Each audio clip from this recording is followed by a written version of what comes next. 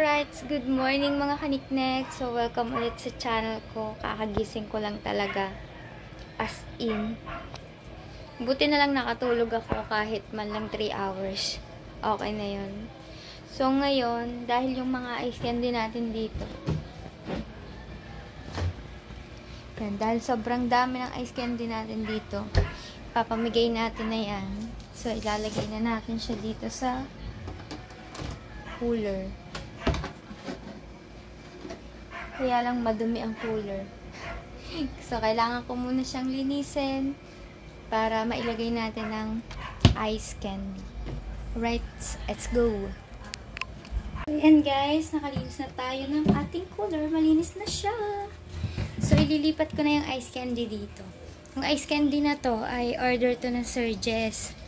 Na ang sabi niya, kapag naka 6,000 subscriber siya, ay bibili siya sa akin ng 200 na spaghetti.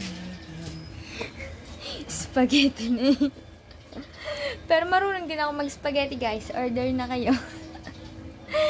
Na 200 pieces na ice candy yon.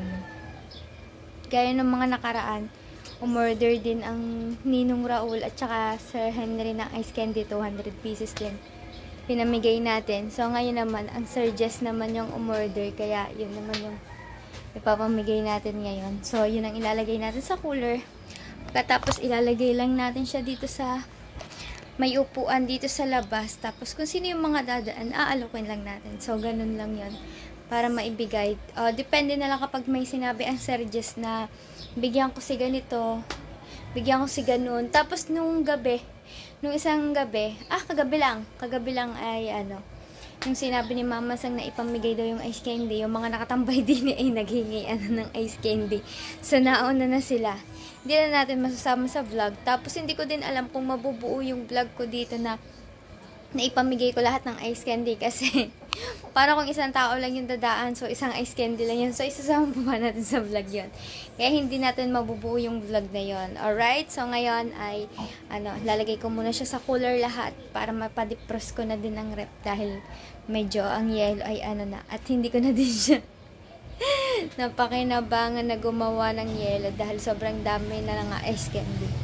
Ay, say na. Hi, Nanay Lita. How are you? How's your day today? How's your day? How's your Monday? How's your Monday? How's your morning? Anong naiisip mo ngayon? Wala tayo. Wala na nga. Wala ka sa bahay. Hindi ko alam kung ano iisip ko. Pagtapon. Ano? Nagpapalagay ka sa karton? Hindi, paglagay ko na sa karton, mga doon magtapon. Apa, naglagay na agad ng mga damit sa karton. Para pagtapon na lang. Si Nanay Lita. Naglagay na agad ng mga damit sa karton para itatapon na lamang daw niya. Wala na nga. Wala na daw, wala na. Mawawalan pa ng bahay. Nanay Lita, di kaya masyado pang maaga dahil meron pa naman tayong isang buwan at saglit lang. Isang buwan na 12 days. 1 month and 12 days. Meron pa kaming ganong araw. Alright, say! Galagay muna ako ng ice candy. Right, mga kaniknek. So, natapos na tayong maglagay ng ice candy. Yan! Ang dami niyan, guys. Kulang mapuno. Tapos, nagtira lang tayo dito ng ilang piraso. 2, 4, 6, 8, 10, 12, 14, 16, 18, 19 pieces ang natira ko. Hindi ko pa pala nasakto na 20. Kasi baka, biglang maubos to. Tapos magpatira si Mama Sang ay wala tayong ibigay. Kaya meron tayong tira doon. So, yan. Ang alam ko lang naman ay ipapamigay daw are. Kaya, so, ipapamigay natin dyan mamaya sa mga dadaan. Alam mo naman si Mama Sang mahilig sa ice candy at kaya kailangan magtira tayo. Thank you, Sir Jess. Guys, so ano nga bang update sa natin ngayon? Sa lupa ng tinitirikan natin ngayon. So, ang update natin ngayon, guys, ay ay nakakainis. Sobrang nakakainis po dahil kagabi pa 'yon. kagabi pa namin sinabi, pilit namin inaalam kung magkano yung mapapapunta sa amin, yung parang pinakabibigay niya sa amin, pakonsuelo baga, dahil naging caretaker. Ang sagot ay, magkano ba dapat? Ayun ang sabi. Ang reply namin sa kanya ay, yung basta po ba may lupa kaming malilipatan, makakapagpatayo kami ng bahay. Yun ang sabi, ayun ang reply namin. Tapos ang sagot naman nila ay imposibleng mangyari yun. Ayun ang sabi. Napaka-imposible daw mangyari yun. Dapat ang gagawin namin kung pagsasama-samahin yung mga ibibigay sa amin baka makakabili ng maliit na lupa at para magkasya, pwede di kami magkasya doon. Ang sagot ay ayun, imposible daw mangyari sa tagal ng serbisyo ng lolo ko dito, tsaka ng tatay ko. At mukhang ang mabibigay lang sa amin ay barang 10,000. At yun na nga, ngayong umaga, nung nalaman ko na yung kabilang hindi daw ibebenta, sabi ko sa tatay ko baka pwedeng makiusap siya na doon siya tumire kasi may bangka siya malapit yung sa dagat. Ang sabi hindi daw yun ibebenta. At ang reply, may tinanong daw sa kanila kanina, kaya napa-message sila. Dapat kasi hindi na kami magme-message doon, na iintayin na lang namin sila dito. Tinanong niya ulit kung magkano ba daw ang ang paglipat nila, sabing ganun. Ang sabi ng papa ay yung kasya po ang anak kong 3 at saka ako, yung makakapagpatayo kami ng bahay. Ang sagot ba naman hindi.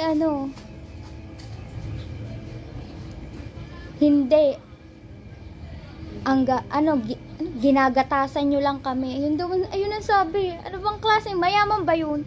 Nakapagsalita ng ganung ginagatasan daw.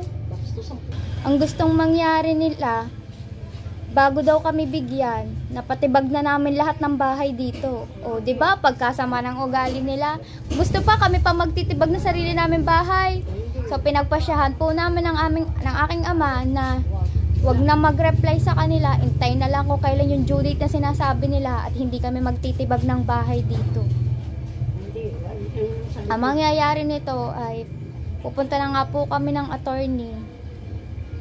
Kaya mo na siguro kung magagalit sila, kung hindi na kami bibigyan, basta paglalaban namin muna to. Dahil sabi nga ng iba, itong property ito, hindi basta-basta itong mabibili hanggat may mga nakatayong bahay. Kaya hindi muna namin naaalisin to. Mas gusto nila na kami pa magpapatibag ng bahay namin, gagastos pa kami, tapos magkano lang bibigay sa amin, 5,000, 10,000, sila? Ang ganda-ganda ng mga sinasabi ng tatay ko, na sinasabi na kung pwedeng mag-usap sa barangay, na ganyan, para alam yung proseso. Wala. Ayaw nila. Parang sinasabi pa nila na nagpupumilit kami dito. Napakaayos. Simula umpisa ay napakaayos ng pakikitungo namin sa kanila. Lahat ng sinasabi nila, umuoo na kami. Oo, aalis agad. Aalis kami agad. Kasi ang alam namin na may ibibigay sila sa amin na panglipat namin. Kung ganun pala, na pangbubunglaang yata yung ibibigay, ay hindi na. Dito na lang ho kami. Mag-iintay kami sa kanila. Ang sinabi pa dun ang kausapin nyo na lang yung makakabili. Ayun daw. Okay, tingnan natin kung bibilhin to na may mga nakatayong bahay na hindi naman naalis ang tao. Nakaka-stress, di ba? Ang aga pa lang, 9 pa lang, stress na ulit. Yata to? 1 buwan at kalahating puno ng stress. Pero kahit ganun pa man, ay kailangan maging masaya pa rin tayo. Dahil maikli lang ang buhay ng tao, kaya go, go, go lang. Kahit stress tayo, smile lang yan. Magiging okay din ang lahat. Candy! Ano masasabi mo? Aalis na kami. Oo, sabi ng Desi. Kung kailan nagkakurta, makababait, mababait ka ba? Sabi na kayo. Sabi dagat, kahit daw hindi dagat. Nung nagkape daw kayo mababait. Mababait. Mababait daw kami na nagkapera kami. Tapos ngayon, wala na, paalisin na kami. Wala na, itatayang ka hanggang mababait. Mababait. Ikaw, oo nga, pag mayroon doon, tawag ako. Mawawala na pala ng kahanggang mababait. Sabi ni Daisy. Sino ba dapat ang paalisin? Ice candy, ice candy! Libre, kuha kayo! Dali! Kuha! Yang unggoy, baka gusto ng ice candy. Alright! Guys, at napo na tayo at ang ating ice candy madami pa rin. Dahil sobrang dami niya ay madami pa rin ang ating ice candy. Hindi pa rin nauubos. At ako ay nakain mo ng lugaw. Goto ni Margie. Yan. Si Ella laman. Akin ay itlog. Kakain muna kami. So update ko kayo mamaya or samahan nyo ako mamigay ng ng ice candy para maubos na yan. Hindi ko na ibabalik sa rep dahil magde-defrost tayo. Alright. Hindi, para nabigyan na kita kanina. Okay, kumuha ka dyan. Pag malambot, kayo na magpatigas sa rep nyo. Naka, tagdadalawa na agad.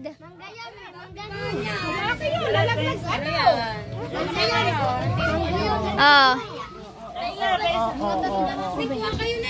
Kuha, dali, kuha. Ano tawag dyan, mangga? Ice candy.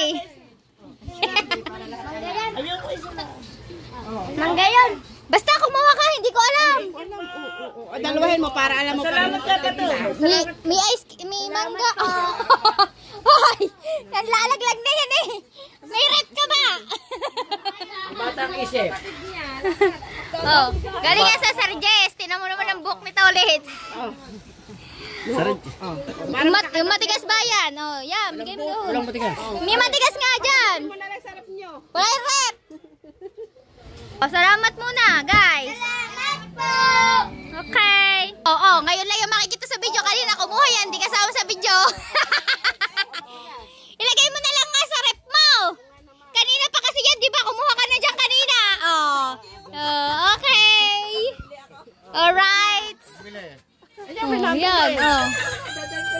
Kuha na, medyo malambot na yung iba. Kanina pa kasi. Oh, kuha po, kuha. Ice candy, ice candy.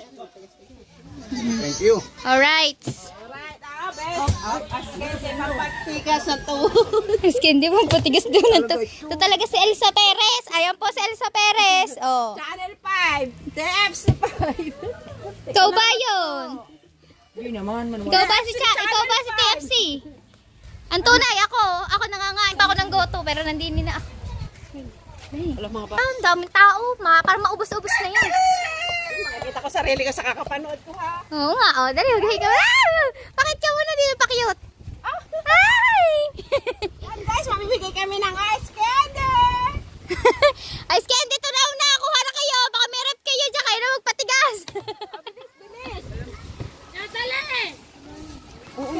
Oo nga, ice candy nga. Kanina puno yan. Nandun yan sa amin. Wala ba namang, kung tinadaan. Thank you. Alright. Madam, dalawa madam. Oh. Kuha. Hindi, galing yan sa Sir Jess. Sir Jess. Hello Sir Jess. Thank you po. Right. Oo nga, may matigas pa nga dyan sa ilalim. Oh, dali, ay, dagdagan nyo, ice candy nyo, maubos na rin, dali! Opa, ikaw na, yun, ang laglag na, Lord, dinakot na. Ang galit niya sa ice candy. Oh, ice candy! Dali, ice candy! Oh, pwede lang kahit umulit ng umulit. Dali, ice candy! Tapos din guys, natapos din ang pamimigay natin ng ice candy. Hindi na tayo masyado nakapag-vlog doon. Kasi ay, bukod sa may tugtog, may mga bata pang walang saplot. Yun. Kaya hindi na tayo masyado nag-vlog. Okay na yung vlog natin to. At least may update tayo. Ang importante naman, meron tayo ng update para sa lupa, diba? So yan guys, maraming salamat Sir Jess sa pagbili ng ice candy. And syempre, pumasok na tayo sa loob kasi medyo madilim na. Maraming salamat po ulit, Sir Jess. Sa Team Pula, maraming salamat sa walang sawang pagsuporta nyo. Yan, Sir Simple, Kuya Gado, Sir Fred ko, syempre ang Sir Jess. Nakikininong na ako eh. Yan, maraming salamat po. At syempre, wag natin kalimutan. Sir, ikaw na nga, maraming salamat din po. Super thank you. Syempre, sa Ninong Raul din, maraming salamat din. Tsaka, shoutout sa Ninang Jen, kay RJ, at saka kay Kathleen. Yan, shoutout sa inyo, Tita Vilma, Tito Bobby, Ninong Nyogski. Sino pa ba? Sir Sinoko, Shinok, at sa lahat ng sumusuporta kay Kaniknik. Yan, maraming salamat. Yun, so hanggang dito na lang po muna ang aking vlog. Ang kulit ng aso talaga. Tingnan nyo ba naman ang ginagawa at kumuha ng mga tissue. At ayun ang kanilang nilalaro at winawatak-watak. So, baka bukas mga kaniklik yung update ko sa inyo eh. Siyempre, medyo madami-dami din yung gamit natin dito. Baka yung hindi natin ginagamit ay ilagay na natin sa storage box. Nandun lang siya yung storage box sa kwarto. Hindi ko pa siya inaayos. Siguro ang una ko yung ilalagay dun yung mga gamit ko sa kusina na hindi ko naman siya laging nagagamit. So, ilalagay ko na siya doon. Magbabawas na din muna ako ng mga plato at saka kutsara, tinidor, baso. Lalagay ko na siya sa storage box. Para in case na mangyari yung alisan, kung sakasakali, diba? Naka-safe na, nakatago na siya doon. Tapos, yung mga ibang gamit, yung mga damit na hindi ko naman laging sinusuot. Ayan, lalagay ko na din yung mga kumot. Yan, siguro, ang gagamitin na lang namin ay mga kung ano na lang gamit namin ngayon. Wash and wear, wash na lang, tapos gamit ulit, wear. Ganyan na lang. Tapos, mga ilang damit na lang din siguro yung ilalabas ko. Maganda na din yung, nagsisigurado na pag malapit na baka biglaan pang magpaalis. Baka may mga dahas pang mangyari, 'di ba? Kasi nga iba na yung salita nila sa sa message sa tatay ko. Yan. So, yun. Unti-unti na natin yung mga gamit. Yung mga pwede na nating itabi na hindi na natin magagamit sa araw-araw ay itabi muna natin. Dahil may pinaghahandaan nga po tayo. At bawal na din tayong magpagawa ng kung ano dyan dahil wala din naman tayong papagawa. Ayun lang. Sa lahat ng tumulong sa akin, lahat ng sumuporta sa akin, para na buo yung bahay na ito, maraming salamat sa inyo. Hindi sapat yung 2 taon na pagtigil namin dito sa bahay ni Ella. Pero wala tayong magagawa. Ganyan talaga ang buhay. Siguro, binibigyan lang tayo ng pagsubok ng Diyos. Kaya nangyayari sa atin to. Pero malalampasan natin to. Hindi naman tayo gumagawa ng masama sa kapwa, diba? Malay mo, mas higit pa yung ibalik sa atin. Kaya yun. Dasal lang, tiwala lang. Manalig tayo sa Kanya. Yun mga kaniktik, hanggang dito lang po ang aking vlog. Syempre maraming salamat po ulit sa inyong lahat. At kita-kits po ulit tayo sa next update ni Kaniknik para sa lugar natin. Thank you guys! Bye!